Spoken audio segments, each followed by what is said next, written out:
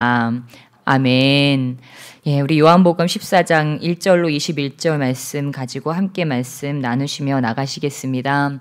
예, 여러분 주님의 평화가 여러분의 마음 가운데 늘 함께 하시기를 축복합니다. 여러분 평안하십니까? 네, 더욱 평안해 주시길 축복합니다.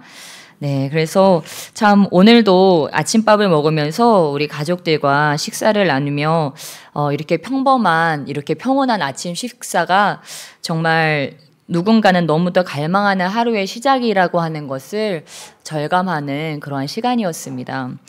예, 우리 지난 8일 날 우리 모로코에서 6.8의 강진으로 인해서 지금 3,000명의 사망자 그리고 5,000명에 달하는 지금 부상자가 지금 발생을 했고 또 어떻습니까? 리비아에서 대홍수가 나서 지금 3,000명 가까이 이렇게 사상자들이 생겼습니다. 그리고 19일 날 우리 오늘이 20일이네요. 어제는 우리 옆에서는요 계속 지진이 일어나고 있습니다. 우리 일본은 제가 모로코 지진을 찾으면서 보니까 일본은 계속 지진이 일어났더라고요. 지금 며칠째 계속 지진이 일어나는데 이제 일본은 워낙 대비가 잘 돼 있고 또 그게 일본 이제 지상이 아니고 이 바닷속에서 일어나는 지진이어서 그러니까 어찌 보면 저희 나라와 일본은 인접해 있지 않습니까? 일본은 어젯밤에 우리 6.4의 지진이 일어났습니다. 일본 오키나와현 오키나와 서쪽 249km 해역에서 22시 21분에 6.4의 지진이 그러니까 지금 모로코에서 일어난 지진이 6.8이었잖아요. 이게 바다 속에서 일어났으니까 그런 거지. 이게 요즘에 일어나는 지진들이 무서운 게 예측 못하는 그런 판에서 원래 우리가 지질학자들이 여기서 일어난다는 그런 판에서 일어나는 게 아니고 여기서 일어날 거를 예상 못하는 그런 판들에서 이런 지진들이 일어나기 때문에 지금 우리가 두렵고 또한 이런 기상이변으로 인해서 리비아에서 지금 대홍수가 일어난 것도 전혀 우리가 인간들이 예상할 수 없는. 그래서 저는 오늘 기도하면서 저의 마음에 들었던 마음은 요한계시록에 그 재앙의 대접들이 있지 않습니까? 요한계시록에 재앙의 대접들이 쏟아지는 것들을 우리가 말씀을 통해 알 수가 있는데 요한계시록 16장에 보면 16장 1절에 성전에서 큰 음성이 나서 7 천사에게 말하되 너희는 가서 하나님의 진노의 7 대접을 땅에 쏟으라 하더라 하는데 그 대접들이 쏟아집니다. 첫 번째 대접은 무엇일까요? 우리 잠깐 말씀 찾아보실까요? 네. 제가 여러분 겁주려고 이러는 건 아닌데 아무튼 그래도 저와 여러분이 이렇게 알고는 있어야 돼요. 앞으로 어떤 일들이 일어날 것인지. 요한계시록 우리 16장 1절부터 18절에 보면 재앙의 7 대접이 나옵니다. 그 내용들이 나옵니다. 그래서 우리 신학생분들도 많으신데 그래도 7 대접 정도는 알고 있어야 되잖아요. 네, 우리 함께 읽겠습니다. 1절부터 함께 읽겠습니다. 시작. 내가 들으니 성전에서 큰 음성이 나서 7 천사에게 말하되 너희는 가서 하나님의 진노의 7 대접을 땅에 쏟으라 하더라. 첫째 천사가 가서 그 대접을 땅에 쏟음에 짐승의 표를 받은 사람들과 그 우상에게 경배하는 자들에게 악하고 독한 종기가 나더라. 둘째 천사가 그 대접을 바다에 쏟음에 바다가 곧 죽은 자의 피같이 되니 바다 가운데의 모든 생물이 죽더라. 셋째 천사가 그 대접을 강과 물 근원에 쏟음에 피가 되더라. 넷째 천사가 계속 읽으세요.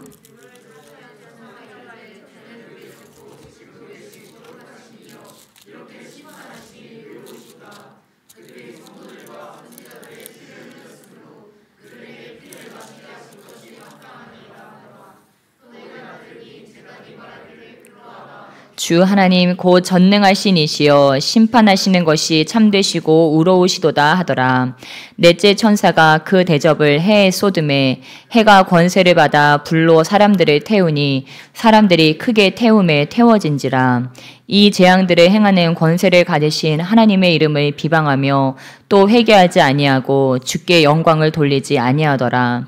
또 다섯째 천사가 그 대접을 짐승의 왕좌에 쏟으니 그 나라가 곧 어두워지며 사람들이 아파서 자기 혀를 깨물고 아픈 것과 종기로 말미암아 하늘의 하나님을 비방하고 그들의 행위를 회개하지 아니하더라. 또 여섯째 천사가 그 대접을 큰 강 유브라데에 쏟음에 강물이 말라서 동방에서 오는 왕들의 길이 예비되었더라.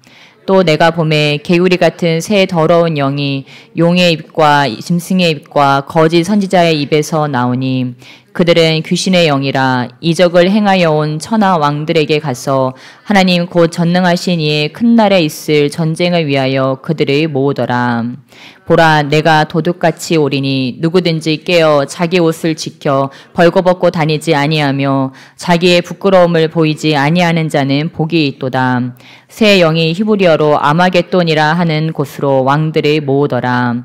일곱째 천사가 그 대접을 공중에 쏟음에 큰 음성이 성전에서 보좌로부터 나서 이르되 되었다 하시니 번개와 음성들과 우레소리가 있고 또 큰 지진이 있어 얼마나 큰지 사람의 땅에 있어 온 이래로 이같이 큰 지진이 없었더라.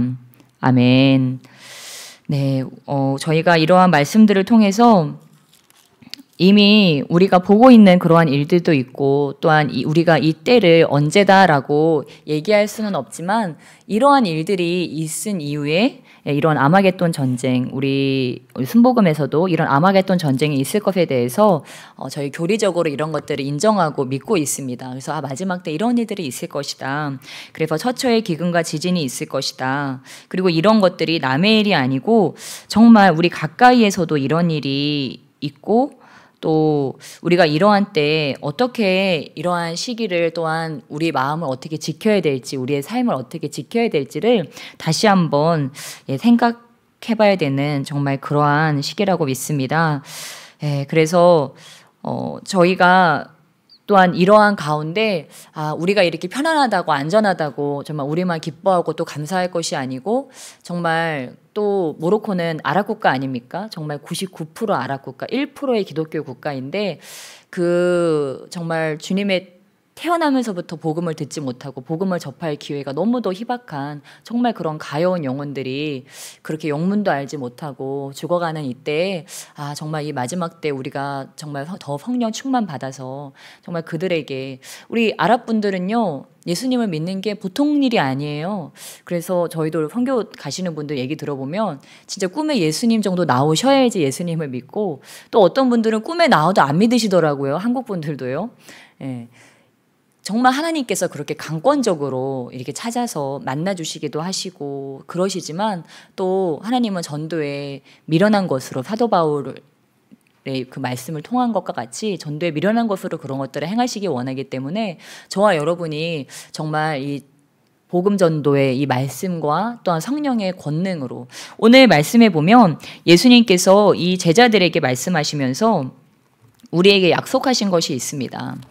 우리에게 성령께서 우리에게 찾아오신 이후에 우리에게 주신 선물들에 대해서 말씀하셨는데 우리가 복음을 전할 수 있는 것은 우리 주님께서 우리에게 권능을 주시기 때문입니다. 우리 함께 요한복음 우리 다시 한번 14장으로 돌아가 보실까요? 요한복음 14장. 네, 예수님께서 믿는 자들에게 내가 한 일을 바로 너희도 할 것이라고 우리 주님께서는 말씀하셨습니다. 14장 12절 말씀, 우리 13절 말씀, 우리 두 가지의 약속을 우리에게 해주셨습니다. 12절, 13절 함께 읽겠습니다. 시작. 내가 진실로 진실로 너희에게 이르노니 나를 믿는 자는 내가 하는 일을 그도 할 것이요 또한 그보다 큰 일도 하리니 이는 내가 아버지께로 감이라. 너희가 내 이름으로 무엇을 구하든지 내가 행하리니 이는 아버지로 하여금 아들로 말미암아 영광을 받으시게 하려 함이라. 아멘. 첫 번째 12절 말씀이 바로 무엇입니까? 예수님이 하는 일을 우리도 한다고 말씀하십니다. 왜요? 이것은 예수님께서 아버지께 가서 우리에게 누가 오시기 때문입니까? 성령께서 오십니다. 그럼 여러분 이 말씀을 보다 보면 이 비슷한 일이 바로 10절에 일어났습니다. 예수님께서 말씀하시죠. 이런 말들은 내가 지금 스스로 하는 것이 아니고 아버지께서 내 안에 계셔서 그의 일을 하는 것이다. 그렇다면 저와 여러분 안에는 이제 누가 계십니까? 성령님이 계세요. 똑같은 원리로 우리 예수님께서는 이 땅에서 사역하실 때 이러한 원리로 사역하셨다고 하는 것입니다. 그 안에 하나님 아버지께서 예수님 안에 계셔서 아버지의 일을 예수님 안에서 행하셨다고 하는 것입니다. 예수님이 스스로 하신 것이 아니고. 그렇다면 저와 여러분이 우리 안에 성령께서 오셨어요. 그럼 성령께서 어떤 일을 시작하시는 걸까요? 성령께서 저와 여러분 안에 계셔서 아버지의 일을 우리에게 알려주시고 내 안에서 아버지의 일을 행하시는 거예요. 그럼 저와 여러분은 어떻게 하면 될까요? 네, 순종하는 것. 성령께서 지금 여러분 성령께서는 저와 여러분 안에서 계속 말씀하시며 우리를 인도하실까요? 아니면 침묵하시며 아무 인도도 하지 않으실까요?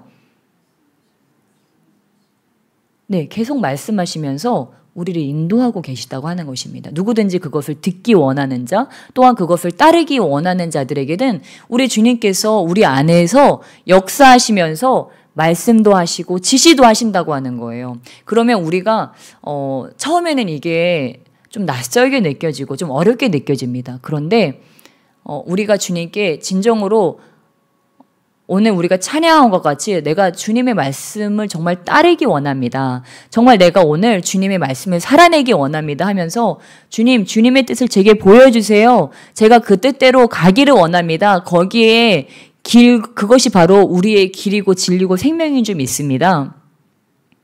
여러분 그렇다면 반대로 생각해 볼까요? 우리는 이제 진리에 너무 익숙해졌어요. 그래서 이런 말을 들으면 이제는 그냥 또 그 말이다 이렇게 생각이 들어요. 반대로 해볼까요? 그러면 성령의 말씀이 예수 그리스도께서 우리의 길과 진리와 생명이라면 우리가 반대의 길로 간다면 우리 내면에서 말씀하시는 성령님의 음성에 귀 기울이지 않는다면 그럼 우리는 어디로 가고 있는 걸까요? 사망의 길로, 거짓의 길로, 죽음으로 가고 있다는 것을 우리는 깨달아야 된다고 하는 것입니다. 그래서 우리가 이렇게 주님 안에서 신앙생활을 하면서 또한 이렇게 믿음 생활을 하면서 우리는 이런 것들에 너무 익숙해졌어요. 성령님이라고 하는 분한테 너무 익숙해졌고 신앙생활이라고 하는 것에 너무 익숙해졌고 기도라고 하는 것, 예배라고 하는 것에 너무 익숙해져 있습니다. 그런데 우리가 이거를 좀 이게 나에게 너무 익숙할 때는요. 좀 바꿔 생각을 해보는 거예요.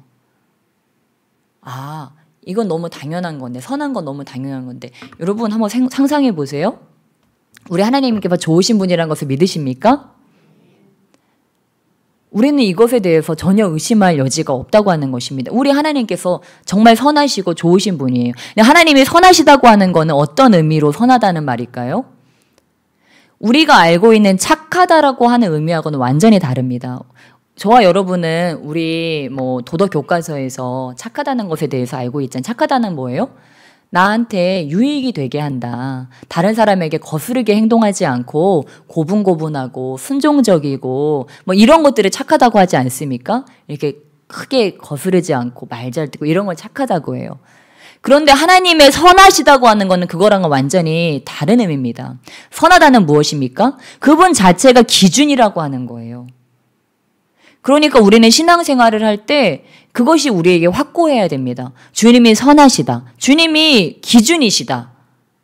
우리는 우리의 모든 기준이 예전에는 나 자신이었었고 또 세상의 기준 이런 것들로 자꾸 때로 돌아갑니다. 그러나 하나님께서 선하신 분이라고 하는 것은 그분만이 옳으시고 그분이 최고의 선이라고 하는 그분만이 모든 것의 기준이 된다고 하는 것이구나. 그렇다면 저와 여러분이 착하게 산다, 바르게 산다라고 하는 것은 무엇일까요?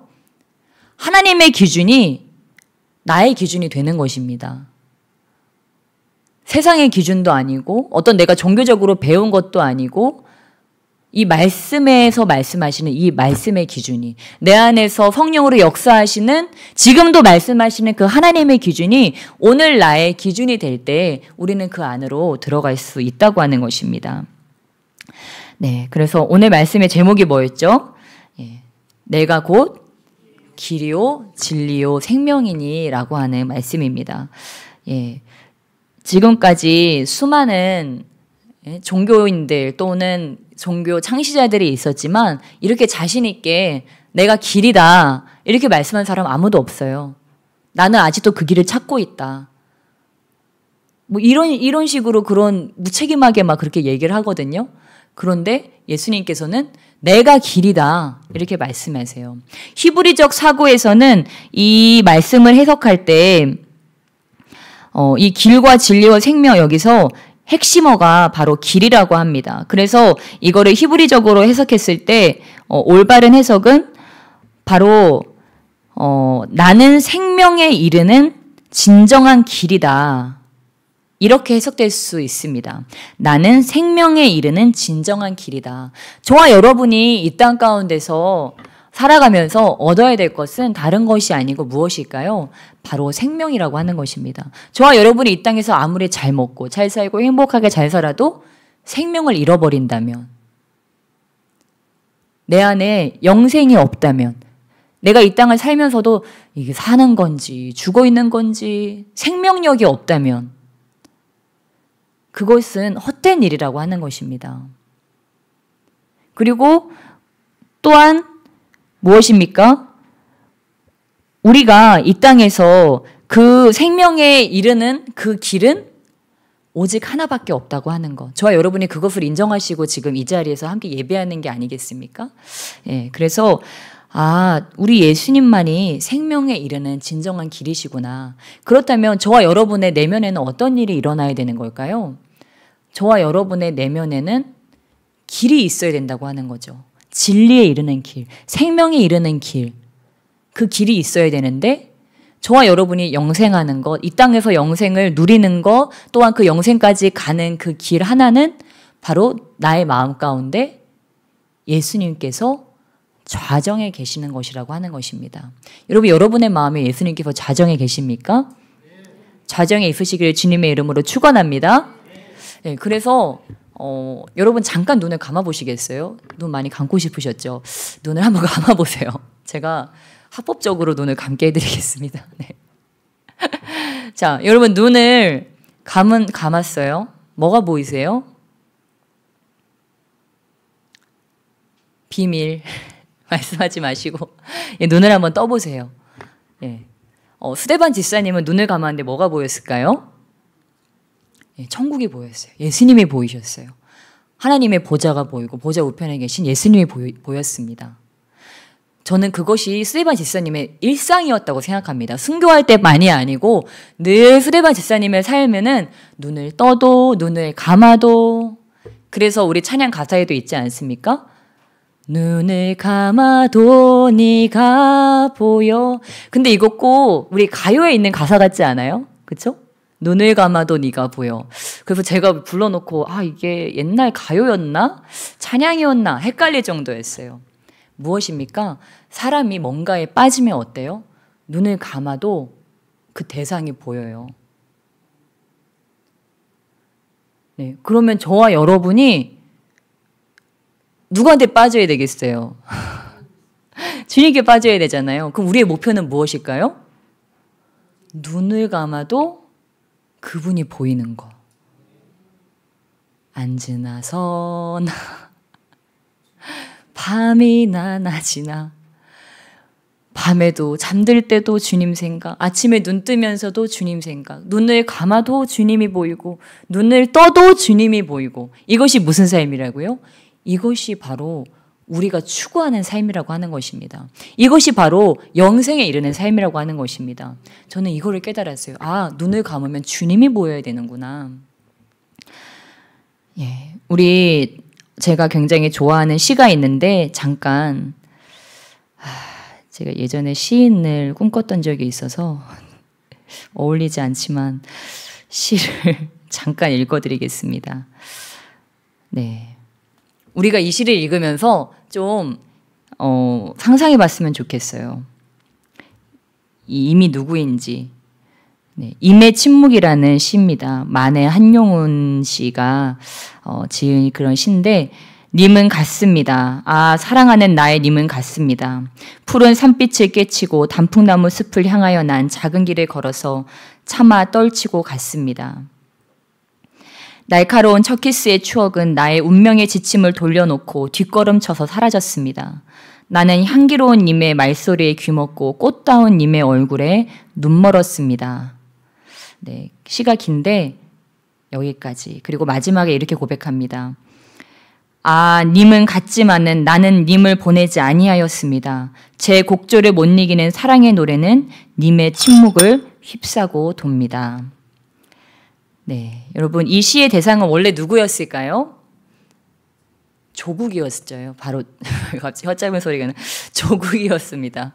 바로 대한민국. 대한민국을 잃고 이 만해 한용운 씨가요. 상남자 중에 상남자였대요. 남자 중에 남자였는데 뭐 시는 그렇지 않죠. 정말 막 순정적인 그런 정말 로맨틱한 그런 시를 썼는데 정말 얼굴도 보면요. 인상을 팍 쓰고 계세요.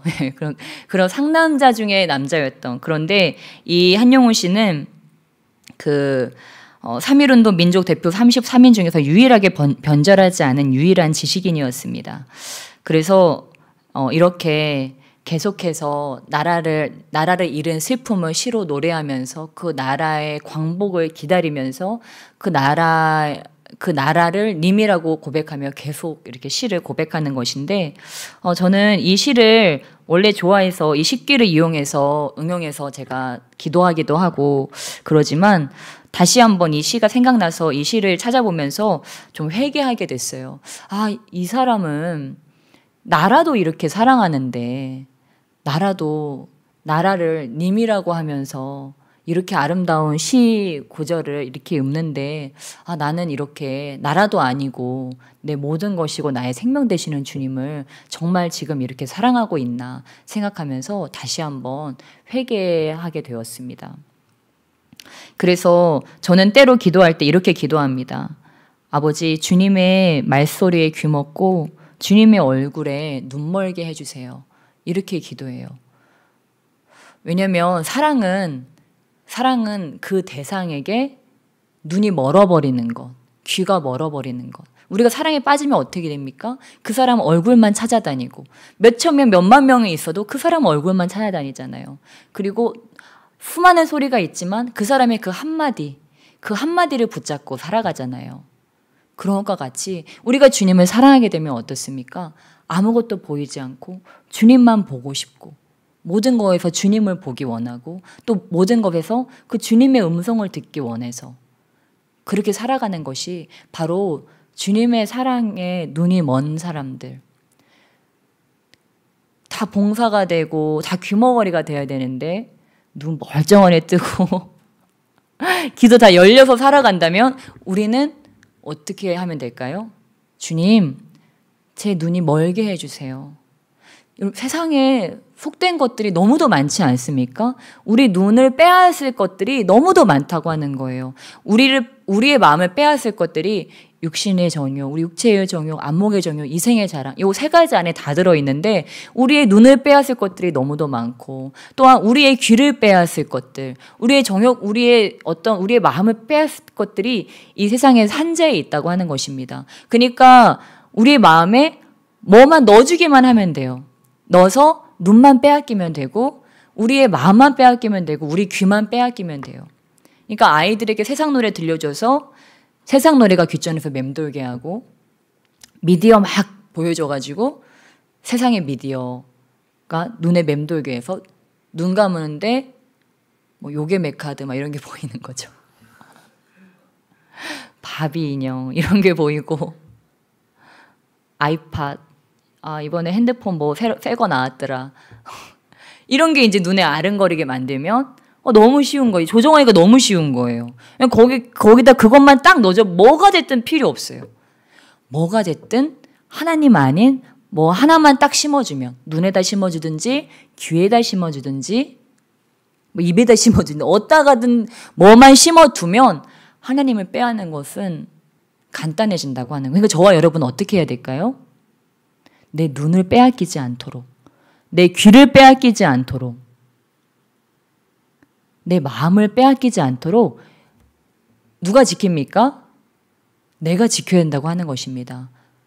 성령님도 내가 지키려고 할 때 우리 성령님께서 지켜주시는 거예요. 왜냐하면 우리 성령님은 인격적이시거든요. 네가 그걸 원하니? 내가 너의 눈을 지켜주길 원하니? 내가 너의 귀를 지켜주길 원하니? 내가 네 마음 가운데 거하길 원하니? 하고 주님께서는 인격적으로 우리에게 물어보시는 거예요. 그러면서 주님께 네 주님, 제 눈에는 주님만 보이기를 원합니다 하면 주님께서 오셔서 그래, 내가 가려줄게, 내가 보호해줄게, 다른 것들이 너의 눈을 가리지 못하도록 내가 보호해줄게 하고 눈을 딱 아버지의 손으로 가려주셔서 아버지를 볼 수 있도록 해주시고, 아버지 제 귀를 보호해주세요. 저 사단의 소리 듣고 싶지 않아요. 주님의 음성만 듣기 원합니다. 주님의 음성으로 제 귀를 가려주세요. 제가 주님의 그 말소리에 귀멀게 해주세요. 이렇게 하면 어떻게 합니까? 주님께서 그걸 차단시켜 주신다고 하는 거예요. 그리고 주님의 음성이 들려지게 하는 거예요. 그 음성이 커지게 하는 방법은 무엇입니까? 순종하는 거. 처음에는 세미하게 들린다고 했죠. 성령의 음성은, 여기 계신 분들 중에 성령의 음성을 못 듣는 분이 계실까요? 여기 앉아 계신 분들 중에 성령의 음성을 못 듣는 분이 계실까요? 없습니다. 여러분은 모두 성령의 음성을 듣고 계십니다. 우리 옆에 계신 분들께 축복하면서 나가셨으면 좋겠습니다. 대단하십니다. 네, 네, 아멘. 예, 여러분 다 대단한 분들이에요. 우리 안에 성령께서 계시고 우리는 성령의 음성을 다 들어요. 이제 볼륨을 좀 크게 키워야 되잖아요. 어떤 분들 보면은 나는 진짜 이렇게 들었으면 좋겠다. 주님의 음성이 들렸으면 좋겠다. 예, 그 음성을 키우는 법은 간단합니다. 2글자 어떻게 하면 돼요? 순종하면 됩니다. 내 안에 사단의 음성을 키우고 싶으면 누구 말을 잘 들으면 돼요? 사단 말을 잘 들으면 사단 음성이 볼륨업 하는 거예요. 사단이 누구 봐 꼴보기 싫지? 자, 너 욕해, 저주해, 미워하는 말 해, 가서 소리 질러. 이렇게 하면 위에 커지는 거예요. 자, 봐봐. 자, 세상 재미가 너무 좋지? 세상 쾌락을 쫓아가자? 이렇게 하면 그 볼륨이 켜지는 거예요. 그런데 반대로 성령의 음성을 자꾸 듣는 거예요. 성령의 세미한 음성을 캐치해서 그것이 하나가 되었어도 그거를 그 작은 힘으로 그 성령의 음성을 듣는 거예요. 이거 성령님이시네? 이거 뭐지? 성령님이시구나. 주님의 말씀대로 한번 해보자. 하고서 그 지시를 따라서 딱 하는 거예요. 이게 1번, 2번이 어렵지, 하다 보면 이게 요령이 생깁니다. 그러면서 성령의 음성이 내 안에 볼륨이 점점 커지는 거예요.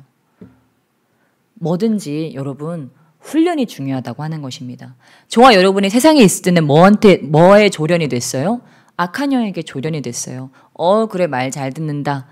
떡도 주고, 네, 그렇게 살았어요. 그런데 이제 성령 안에 오니까 어떻게 됩니까? 사단의 음성에 듣지 않고 반응하지 않고 성령의 음성에 반응하면 점점 더 성령의 사람이 돼간다고 하는 거예요. 아니, 당신은 그걸 어떻게 들어요? 어떻게 그렇게 하나님의 음성을 듣고 어떻게 그렇게 하는 거예요? 오늘 말씀을 다 가르쳐줬잖아요, 예수님이. 예수님, 제 말이 아니고 예수님 하신 말씀입니다. 예, 무엇입니까? 네, 우리 요한복음 14장 우리 21절 말씀. 21절 말씀. 하나님 만나는 법, 성령의 음성을 크게 듣는 법. 21절 우리 함께 읽겠습니다. 시작. 나의 계명을 지키는 자라야 나를 사랑하는 자니 나를 사랑하는 자는 내 아버지께 사랑을 받을 것이요 나도 그를 사랑하여 그에게 나를 나타내리라. 아멘. 여러분 주님을 사랑하십니까? 네, 우리 주님께서는 주님을 사랑하는 것을 나의 계명을 잘 지키나 나의 사랑의 계명을 잘 지키나 내가 그들 안에서 세미한 음성으로 말하는 그 음성에 이들이 귀 기울이고 그 음성을 따라서 살아가나? 이것이 바로 예수님께서는 그것이 사랑의 지표라고 하는 것입니다. 우리가 예수님을 사랑해서 예수님께 내가 맛있는 것도 갖다 드리고 또 예수님 성전을 깨끗이 닦아드리고 또 여러 가지 나만의 방법으로 주님께 나의 사랑을 표현하는 것들이 있잖아요. 그런데 예수님은 그 모든 것들을 받으시지만 예수님이 가장 원하시는 사랑 표현. 여러분은 언제 가장 사랑받는다고 느끼세요?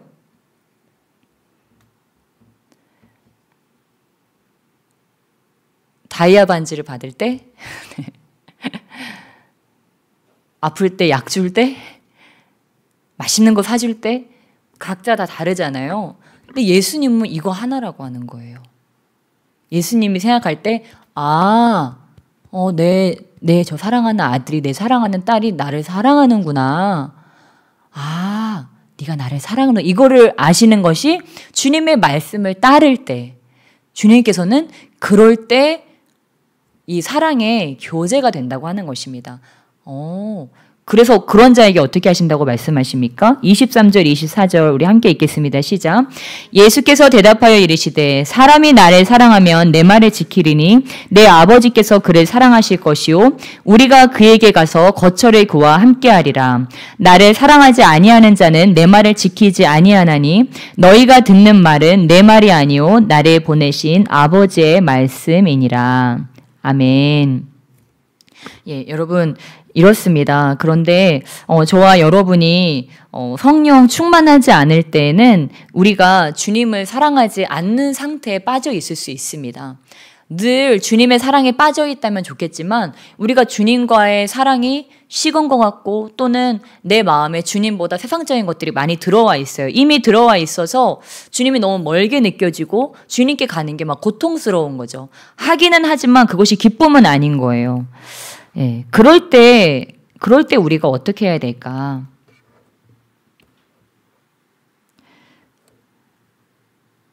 여러분, 그럴 때 어떻게 해야 될까요? 남 얘기 같지 않죠? 주님께 가까이는 가고 싶은 것이 맞는데 주님께 가까이 가는 것도 많고 내 신앙적인 어떤 갈망도 굉장히 높고 높은 단계로 나는 나아가고 싶은데 막상 나의 삶에서는 포기할 수 없는 것들이 너무 많은 거죠. 때로는 죄된 것들, 하지 말아야 될 것들, 보지 말아야 될 것들, 듣지 말아야 될 것들 또는 마음에 품지 말아야 될 것들이 여전히 내 안에 있고 그것들이 더 가깝게 느껴지고 더 쉽게 느껴진다고 하는 거예요. 그러면 우리는 어떻게 해야 될까요? 주님께 도움을 요청하시기를 주님의 축복합니다. 여러분, 주님은요, 우리의 연약함을 아세요. 그러니까 이 땅에 누가 태어날 때부터 성령 충만한 사람이 누가 있습니까? 세례 요한 말고 누가 뱃속에서부터 성령 충만한 사람이 누가 있습니까? 우리 인간은 다 그런 과정을 겪는다고 하는 것입니다. 저는 그래서 우리 예수님께서 육신으로 오신 것이 은혜가 되는 것이다라고 믿습니다. 예수님께서도 분명 그런 고통이 분명히 있으셨을 거예요. 누구든지 편하고 싶고, 그렇죠? 즐겁고 싶고, 안락한 삶을 누리기 원하고, 우리 이 땅에 지금 추구하는 게 뭔가요? 다 그런 거 아닙니까?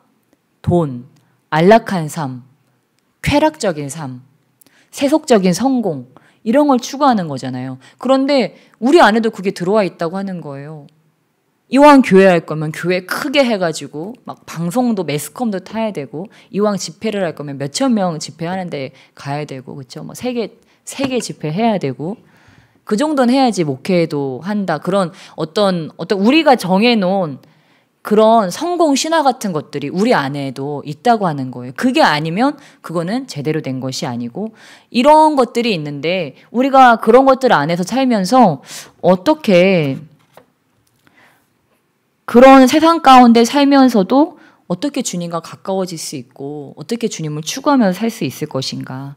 네, 그럼에도 불구하고 우리 주님께서는 우리가 그렇다는 것을 알고 우리의 목표만 확실하면 된다고 하는 것입니다. 지금 내가 어떤 상황에 있든지 간에 우리의 목표가 예수 그리스도시라면 주님, 지금 저는 이런 상황이에요. 저는 세상 거를 놓을 수도 없는 상황이고 내가 버리고 싶지만 돌아설 수도 없는 그런 연약한 상황임에도 불구하고 나의 목표는 예수 그리스도입니다. 나는 주님께 가기를 원하고 이런 것들로부터 끊어지기를 원하고 또한 정말 주님 안에서 성령 안에서 얻는 그런 진리의 자유 가운데로 나는 들어가기를 원합니다. 더 높은 단계로 들어가기를 원합니다. 주님 나를 좀 도와주세요.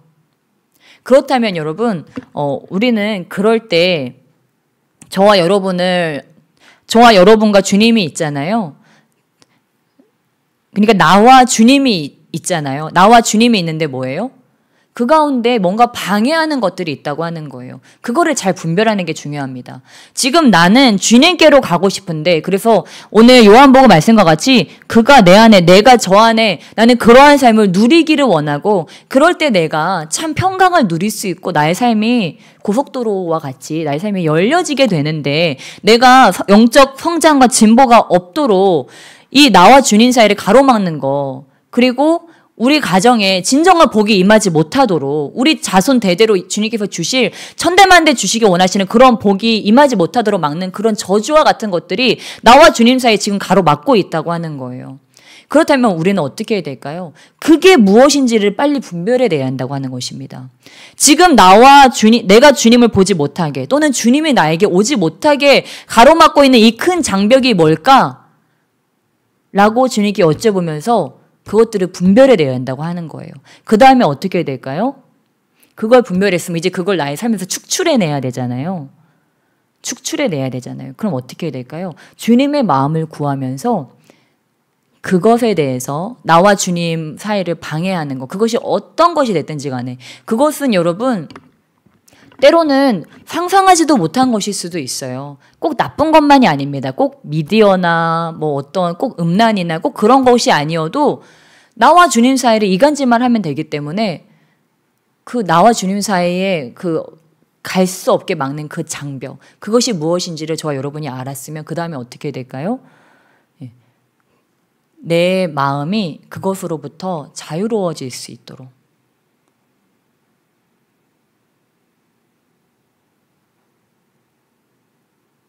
예를 들면 그런 거죠. 여자를 보기를 돌같이 본다. 나는 남자에 너무 약해. 그러면 남자를 봤는데 돌처럼 느껴지도록. 지금 돌들이 많이 앉아 있는데요. 네. 그때까지 기도하는 거예요. 그래서 저도 이렇게 주님 안에서 살아오면서 늘 그런 싸움인 것 같아요. 주님이 내 안에 가장 거대한 산, 정말 내가 사모하는 가장 거대한 임이신데, 이 임과 나의 사랑을 깨뜨리는, 막는 그런 여우떼들이 있다는 거죠. 이 포도원을 허는 그런 작은 여우떼들. 우리는 항상 주시해야 된다고 하는 것입니다. 여우떼가 이미 들어온 다음에 쫓는 거는 조금 힘이 드니까 이미 들어온 녀석들 쫓고, 그리고 들어오지 않도록 망을 보는 일이 중요한데, 이미 우리 안에 들어와 있다면 그 여우떼가 무엇인지를 분별하고 그거를 어떻게 하는 거예요? 그게 미워질 때까지. 그래서 내가 그것을 봐도 마음에 미동이 전혀 없는 완전히 무념무상의 상태가 될 때까지. 그것이 만약에 재정적인 거다. 우리가 여러분 돈이 없이 살아갈 수 있는 사람이 있습니까? 없어요. 돈은 필요한 거예요. 근데 문제는 뭐예요? 돈에 매이는 것이 문제예요. 돈. 어떡하지? 이거 어떻게 하면 좋지? 다음 달. 아니, 내년. 다음에 또 저거 큰일이 있는데, 그때 큰 돈이 들어가는데. 그런 일들은 늘 있어요. 그런데 돈을 죄악시하라는 것이 아니고, 돈이 나와 주님 사이에 걸림돌이 되면 안 된다는 거죠. 걱정거리가 되면 안 된다고 하는 것입니다. 주님이 삿입에 거미줄 치시겠어? 주님이 다 책임져 주시지 뭐. 이렇게 생각하고 그냥 잊어버리는 거예요, 돈 문제를. 그런 책 제목도 있더라고요. 잊어버리는 법.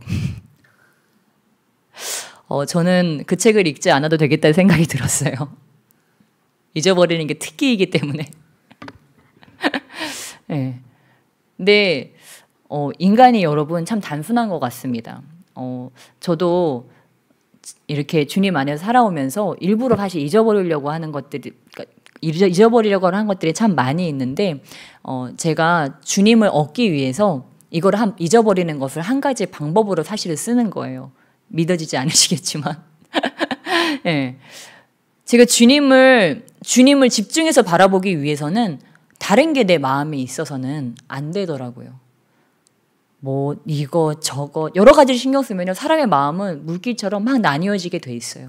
그런데 신기한 것은 그럼에도 불구하고 내가 모든 걸 잃어버리고 돈도 잊어버리고 뭣도 잊어버리고 다 잊어버려도 주님만 내가 기억하잖아요. 그럼 어떻게 됩니까?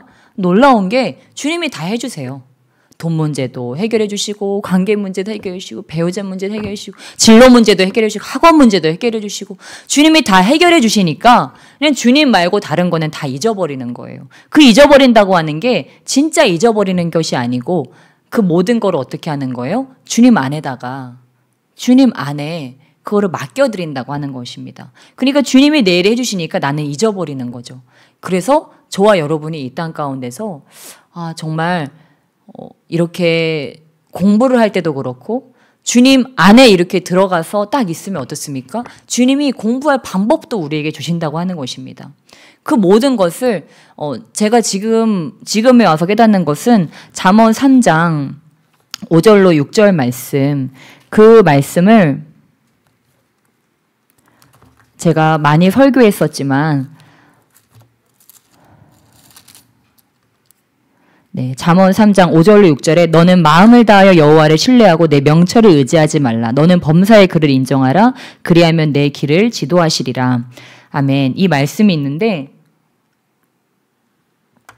이것이 바로 성령님의 인도를 받는 정말 귀중한 말씀이라고 하는 것입니다. 왜냐하면 저와 여러분에게는 나 나름대로의 지혜가 있습니다. 나의 명철이 있습니다. 특별히 내가 공부를 좀 했다. 나는 지식이 있다. 지혜가 있다. 이러한 분들은 이게 더 많으실 거예요. 그러면 내가 지혜롭다는 평가를 받고 세상적인 지혜가 있는 그런 분들은 이게 더 강해요. 그것을 세 글자로 하면 뭘까요? 자기의라고 합니다. 근데 자기의가 있는 사람은 어떻습니까? 주님의 길에 이르기가 너무 어려워요. 주님의 음성을 듣기도 힘들고 들어도 그것을 따르기가 너무 힘들어요. 왜냐하면 내가 해왔던 좋은 방법이 있거든요. 익숙한 방법이 있고 그럴듯한 방법이 있기 때문에 이 방법으로 하면 되는 거예요. 그래서 우리 주님께서는 그것을 아시고 마음을 다해서 여호와를 신뢰하고 너의 명철을 의지하지 말라. 네 지혜를 의지하지 말라. 제가 오늘도요. 저는요. 제가 잘한 것만 얘기하면 잘한 것만 얘기할 수도 있어요. 그런데 저는 늘 제가 못한 걸 얘기해요. 왜냐면 거기서 우리가 배울 수 있기 때문에. 제가 오늘 둘째를 재워놓고 첫 번에 딱 든 마음이 그거였어요. 교회 가서 재우라는 마음이 딱 들었어요. 근데 제가 어떻게 했을까요? 그냥 차가 가는 대로 그냥 집에다가 재웠어요. 근데 애가 잔지 2, 30분 만에 그냥 깨버린 거예요. 그래서 집에까지 가서 내려오는 게 무색할 만큼 해서 얼른 또 목사님이 가서 애를 데리고 왔어요. 왜 그랬을까요? 그냥 늘 익숙한 대로 그래 애가 자면 집에다 재웠으니까 그냥 우리는 그렇게 한 거예요. 근데 어땠다고요?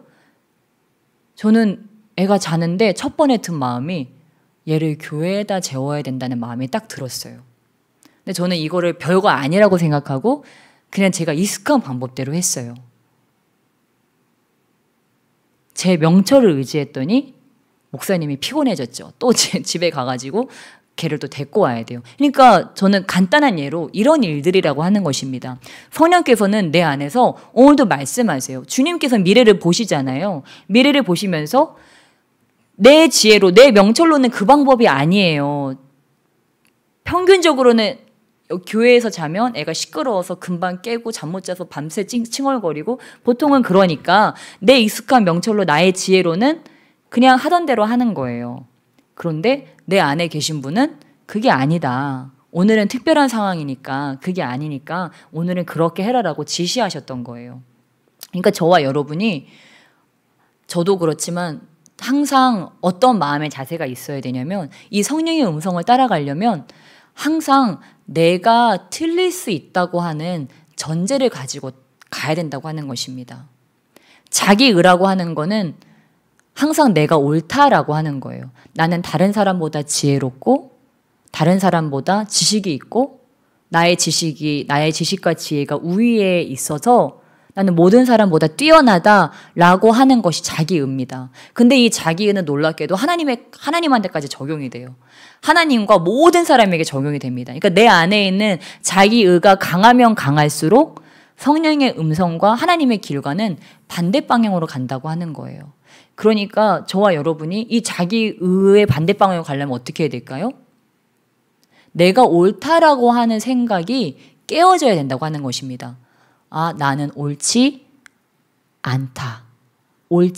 언제든지 옳지 않을 수 있다. 그래서 내 마음을 다해서 나를 부인하고 나의 생각을 부인하고 내 생각이 아닌 그분의 생각을 언제든지 따라갈 준비. 그래서 내가 어떤 생각을 하고 나의 어떤 가치관이 있다 할지라도 주님께서 그거 아니야, 여기로 와 라고 하면 언제든지 나의 방향을 틀어서 거기로 갈 그런 마음의 준비가 되어 있어야 한다고 하는 것입니다. 그러면 주님께서는 이것을 훈련시키기 위해서 어떤 훈련을 시키시냐면 우리의 삶을 살다 보면 자꾸 내가 했던 선택이 좋은 선택이 아니라는 걸 자꾸 깨닫게 하세요. 자꾸 실패와 좌절을 맛보는 거예요. 그러면 우리는 거기서 빨리 배워야 돼요. 내가 뭔가 약속을 했는데 그 약속이 무산되고 내가 어디 갔는데 아무 소득이 없고 이런 일들을 주님이 계속 겪게 하시는 거예요. 주님이 계속 말씀하시는 거예요. 너의 의가 지금 너를 지배하고 있잖아. 자, 베드로가 어땠습니까? 밤이 새도록 물고기를 잡았는데 물고기를 못 잡았어요.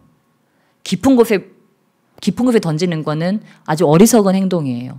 그럼에도 불구하고 주님이 말씀하시니까 나의 통계적인 것과 나의 기술과 나의 모든 연륜을 다 저버리고 주님이 말씀하시는 대로 가서 그렇게 했다고 하는 것입니다. 무엇입니까? 그래서 우리가 때로 주님 안에 와서는 우리는 주님 안에 오면 아, 나는 왕 같은 제사장이야. 거룩한 사람이 됐어라고 생각하고 막 리더가 되려고 해요. 그런데 주님께서는 우리가 리더가 되기 이전에 먼저 따르는 자가 되기를 원하십니다. 주님께서는 우리에게 고귀한 옷을 입히세요. 왕후와 같이 왕자와 같이 우리를 그렇게 하길 원하세요. 그런데 그러기 전에 먼저 우리의 헌 옷을 다 벗기십니다. 그리고 우리의 가지고 있던 그 수많은 것들을 다 비우게 하시고 내려놓게 하세요. 주님께서 우리에게 진정으로 주시게 하기 위해서 또한 진정한 주님의 옷을 입히기 위해서 우리의 헌 옷과 헌 가죽 부대와 또한 자기 의로 이렇게 견고하여진 나의 마음에 이렇게 굳어진 것들을 기경하시고 여기 있는 것들을 다 덜어낸다고 하는 것입니다. 근데 내가 내 안에 이 강팍한 자갈밭을 그대로 가지고서 아버지 여기다가 씨앗을 심어주세요. 손에다가 머리에다가 다 이고지고 여전히 가지고 있으면서 아버지 여기다가 주님의 선한 일들을 행해 주세요 라고 한다면 우리 주님께서는 내가 지금은 할 수 없다. 그 손에 있는 것을 내려놓으렴. 너의 마음에 그 가득 차 있는 그 자갈밭과 같은 그 큰 돌들을 끄집어내자. 그것들을 좀 내려놓자. 그리고 너는 다른 사람들을 이끌려고 하기보다 먼저 네가 순종하는 자가 되어야 된다. 라고 우리 주님 말씀하십니다. 그래서 주님 안에 들어오면 처음에는 마이너스인 것처럼 느껴져요. 그래서 수많은 사람들이 그 훈련을 견디지 못하는 거예요. 뭐를 모르기 때문에요? 마이너스가 끝나면 플러스로 돌아선다는 것을 모르기 때문이에요. 근데 주님께서는 그 작업을 해야지, 마이너스의 작업을 해야지만 플러스 시키실 수가 있으시기 때문에 지금은 내가 그게 실패하는 것처럼 보이고 좌절되는 것처럼 보이고 이게 뭐지? 그럼 나는 뭐야? 막 그렇게 생각을 합니다. 그런데 그게 아니라고 하는 거예요. 하나를 얻어도 주님께서 진정한 것을 주시기 위해서 그 작업을 하는 거예요. 그래서 돌도 다 걷어내고 내가 대장된 것도 다 걷어내고 나의 명철 의지하던 것들, 나의 방법을 하던 것들, 그런 것들을 다 걷어내고 나면 우리 주님께서 이제 옥토밭이 되었구나. 이제 네 손이 비었구나. 이제 네 머리에 뭘 채울 수가 있겠구나. 네 가슴에 이제 내가 불을 붙일 수가 있겠네. 이제 너 발에 착고가 이제 끌러졌네. 이제 내가 어디 가자고 하면 갈 수가 있겠구나. 그러한 준비가 된다고 하는 것입니다. 그때서야 우리 주님은 이제 마음껏 넣어주시는 거예요. 머리에도 주님의 지혜와 지식의 말씀으로 넣어주시고 이 가슴에도 주님의 성령의 불을 지펴주시고 그러니까 저와 여러분이 정말 내가 주님을 완전히 소유하고 싶다. 완전히 정말 내가 성령의 사람이 되고 싶다. 그러면 주님께 아버지 주님을 주세요도 좋지만 먼저는 아버지 저를 깨끗하게 비워주세요. 제가 정말 주님 안에서 백지가 되기 원합니다. 이렇게 주님께 기도를 한다면 저와 여러분이 요즘에 우리 한스님 목사님과 제가 계속 얘기하듯이 정말 순전한 기름 부음, 맑은 기름 부음.